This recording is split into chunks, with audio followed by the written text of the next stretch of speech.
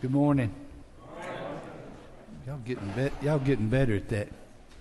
Y'all bow with me, please. Gracious Heavenly Father, thank you.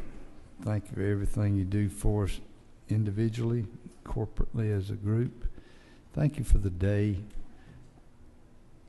Thank you for the weekend where we can spend it with our families and gear down a little bit from this place. Lead us and guide us. Let us do things that please you. Let us have another wonderful day in your kingdom. In Jesus' name I pray. Amen.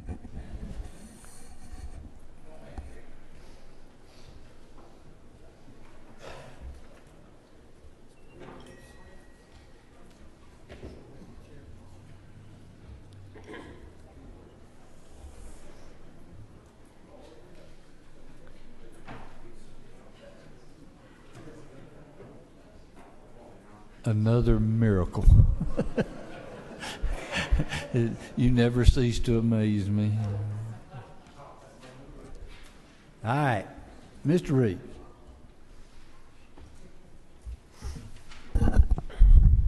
Thank you, Mr. Chairman. This is the simplest bill I'll probably ever bring before you. At the request of Chairman Willard, it's a cleanup of two changes that were inadvertently left out of the new evidence code a few years ago. In 2014, this bill passed the House but did not get called up before sine die in the Senate.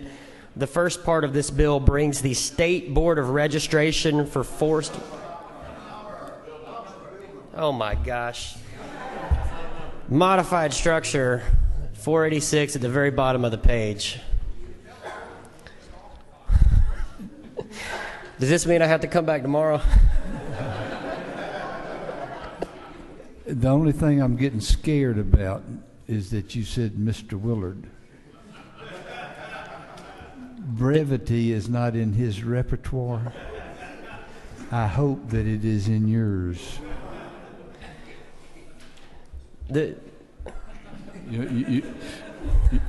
You've wasted all your time. Do you want to tell us what? Do you want to tell us what this bill does? The first part of this bill brings the State Board of Registration for Foresters into compliance with how records are kept, consistent with all other state departments and boards in the state.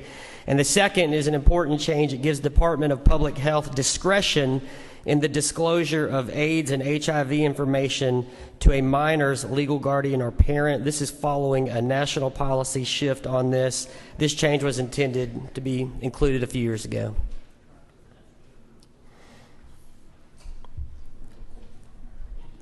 Mr. Willard, May I ask one question about that second part, Mr. Chairman? I thought it was your bill and you've got a question about it. I want to be sure everybody's clear. What it does. Is it not true, Mr. Reeves, that the second part dealing with this disclosure of AIDS is going back to the way the law was when it was inadvertently changed with the rewrite of the evidence code? That's right. This was a Scrivener's error a few years ago in the new evidence code, and this is putting it back to where it was. A Scrivener. Okay, we're going to halt for just a second. I want y'all to turn around. Oh, never mind. Look to the rear. Boys, step forward a little bit. Right there's good. Y'all. That's my twin grandsons.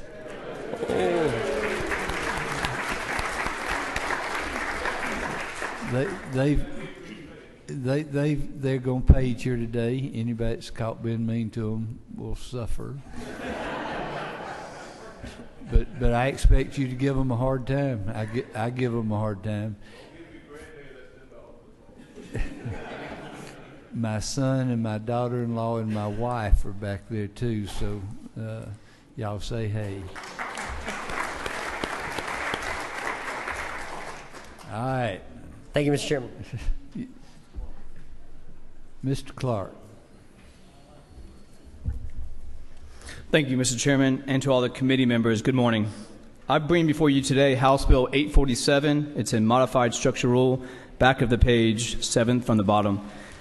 It moves welfare fraud under Title 16 where it should have been all along. It's just a cleanup bill. The prosecuting attorney counsel are the ones who have asked for this. which hopefully will deter fraudsters from committing it if they see it in the list of crimes, which means we can help more of the truly needy. Any questions, Ms. Clark? No questions, thank you. Thank you. Mr. Taylor. Thank you, Mr. Chairman. Members of the committee, I bring before you HB 879, which is modified open rule. It's at the very bottom of modified open rule. HB 79 establishes the Georgia Seal of Biliteracy to recognize high school students who have attained a high level of proficiency in speaking, reading, or writing one or more languages in addition to English. Seals included on a high school diploma or transcript. Right now, we have over 3,060 international companies in Georgia from more than 50 countries. They employ about 175,000 people. They are looking for people with biliteracy. There is no fiscal impact of this. The student would pay to take this test, demonstrating proficiency in reading, writing, and speaking a second language, but it just would allow universities as well as companies to recognize that biliteracy is an important thing for the economic development. This passed out of Economic Development and Tourism unanimously. I'll take any questions, sir. Ms. Hughley. Thank you, Mr. Chairman. Just a simple question. How much is the test cost? The test typically runs, depending on the language, because some are more complex, between $35 and $100 is typically what that is. And that can be funded by a school system. This is not a mandate. This is voluntary for any school system in the state. It can be funded by the school system. It can be funded by the individual, or if it was a private school, by tuition. Mr. Rogers. Thank you, Mr. Chairman. Representative Taylor, Chairman Taylor, there were some questions in the Economic Development and Tourism Committee about getting with the school board and, with this school superintendent working it out. Have you guys managed to accomplish that yet? Yes, and I'll probably be offering a slight amendment just based on the scores with that, but we did pass that out of committee with the understanding that the Department of Education is fully behind this with those changes. Yes, sir. No more questions. Thank you, Mr. Chairman. Mr. Halcomb. Thank you, Mr. Chairman. Good morning, members of the committee. I present to you House Bill 827, which is modified structure rule, backside of the page, fifth one down.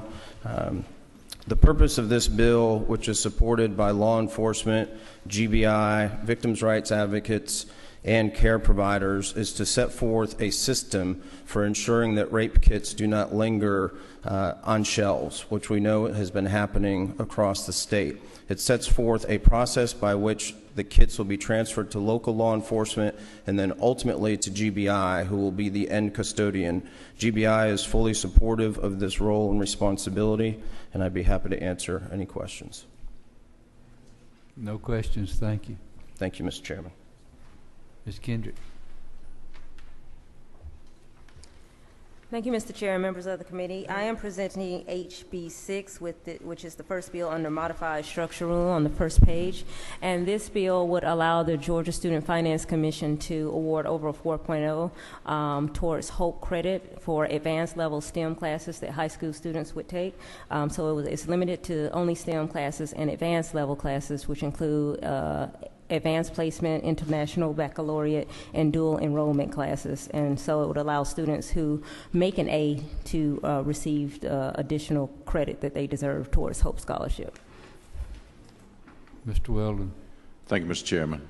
To the gentlelady in the podium, can you comment on the feedback you've received from schools that are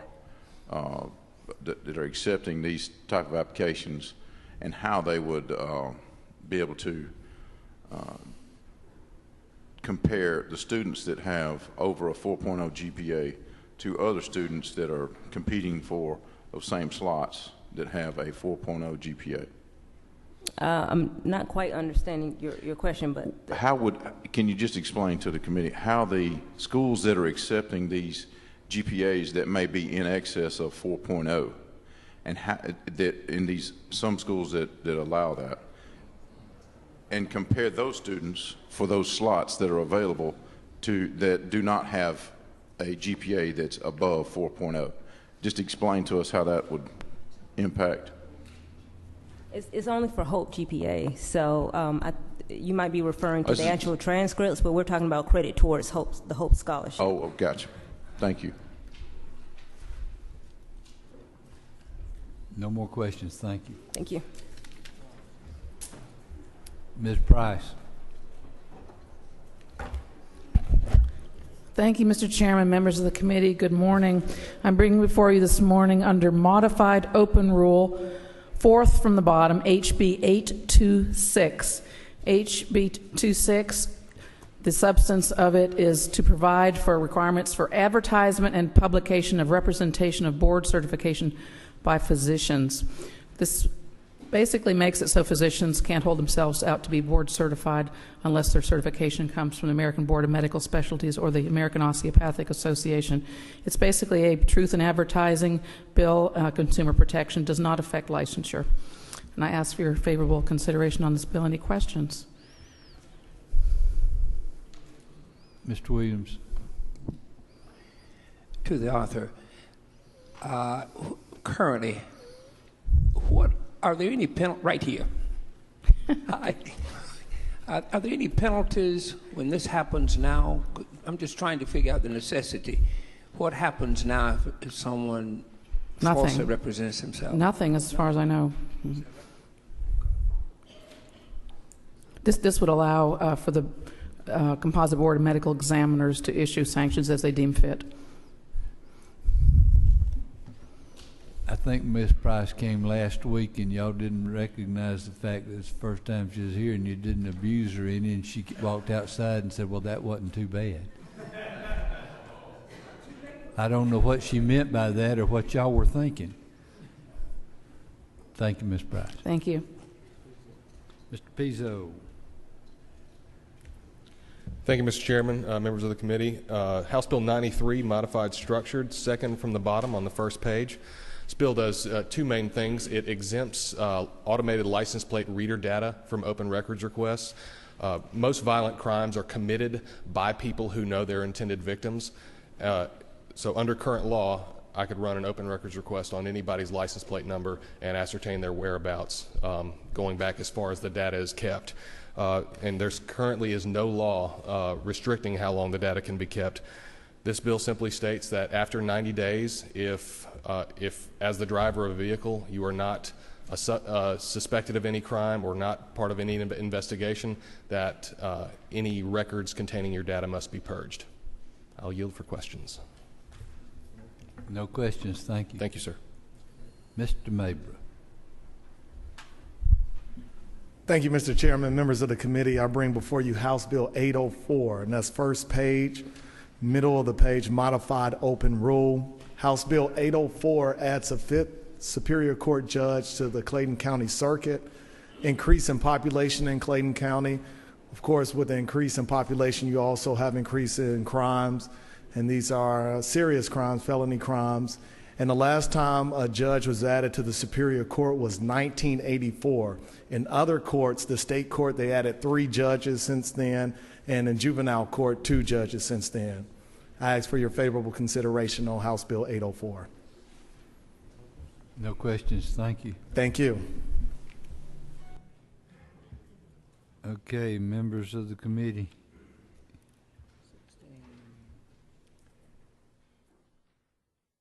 The minority leader.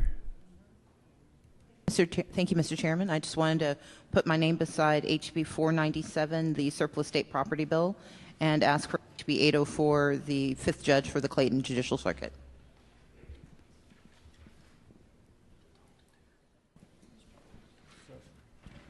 Mr. Setzler. Thank you, Mr. Chairman. I'd like to ask for the committee's consideration of HB 845. It's a bill that passed from Non-Civil Judiciary Committee unanimously. It's a cleanup bill that cleans up some work we've done in previous years around child pornography, and it simply provides a good faith exemption for people who are reporting child pornography. Currently, in my district, there was a mom that came across some of it and was reporting it in a way that was in good faith, and there was the possession of it for purposes of reporting makes someone be in possession of it. And it's a good faith exemption that's consistent with other good faith exemptions. Mr. Willard. Thank you, Mr. Chairman. On the back page under structured rule, House Bill 762, this is putting into a statute of our state a policy that should have already been there, which is recognizing that there cannot be a marketing and selling of fetuses. This came about as a result of the publicity this past summer, and as I looked into the law, realized that we, in fact, did not have this prohibition, and that's the purpose behind the bill. Any questions on that bill? Raise your hand since I've got, okay. Ms. Cooper. Thank you, Mr. Chairman. I'd like to put my name by House Bill 826. That's the modified open rule, under modified open. We're having a problem across the state. We've had several deaths with doctors holding themselves out to be certified, which means you have a residency and sometimes even past a residency in a specialty. And we're having deaths with people doing plastic surgery procedures when they're not qualified. Thank you. Which one was that again? 826, sir, under modified open. Okay. Mr. Rogers. Other Rogers. One of y'all going to change your name or get off the committee. I'm telling you. He's got seniority. That kind of scares me. Mr. Chairman, I simply want to put my name by HB 879. That's the biliteracy bill. Heard it through the Economic Development and Tourism Committee. Really, would be really good for the job force. Ms. Dempsey. Mr. Chairman, on the back, the very last bill, modified structure, HB 902, this legislation requires assisted living facilities to provide residents with educational information on influenza disease and the CDC's recommendations of an annual vaccination. It is the third component. We have done nursing homes and hospitals, and now this will address that in assisted living.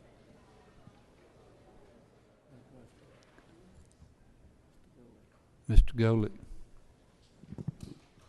Thank you, Mr. Chairman. Under modified structured House Bill 849, this is the creation of a state civil rights act. We're one of 4 or 5 states that doesn't have one. It's also known as a Public Accommodation Act.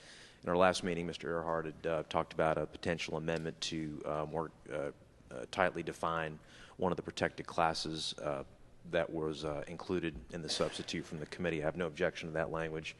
However we choose to deal with it at the appropriate time, I just wanted to express that I had no objection to the amendment. Thank you. Mr. Smyrie. Mr. Chairman, under the modified structure rule, I'd like to add my name to House Bill 6. Thank you.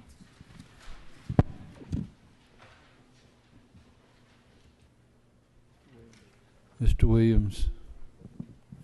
Mr. Chairman, under open rule, I'd like to add my name to HB 804 and under structured HB 6.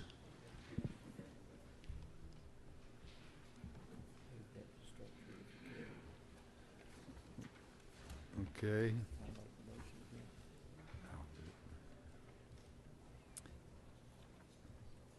Anyone else? All right, we're setting for tomorrow. I'm going to move HB 555 from modified structure to structure. And I need a move on it. Move. All in favor signify by aye. Aye. Any opposed? Okay. We've got an opposition, so we'll do it with a show of hands. All those in favor signify by raising your hand. All those opposed, same sign. It's on. Under modified structure, HB 818, the workers' comp. Move. Do I hear a second? All those in favor signify by aye. Aye. It's on. Under modified structure, HB 869. Any opposed? It's on. Under structure, HB 762. All those in favor signify by aye. Any opposed? It's on. Under modified open, HB 813.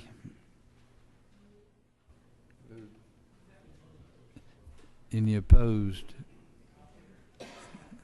It's on. And I did keep his daughter's note, so under modified structure, HB 486.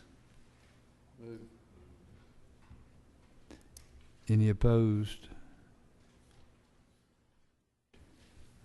It's on. After today, this will be a good Wednesday. Bye.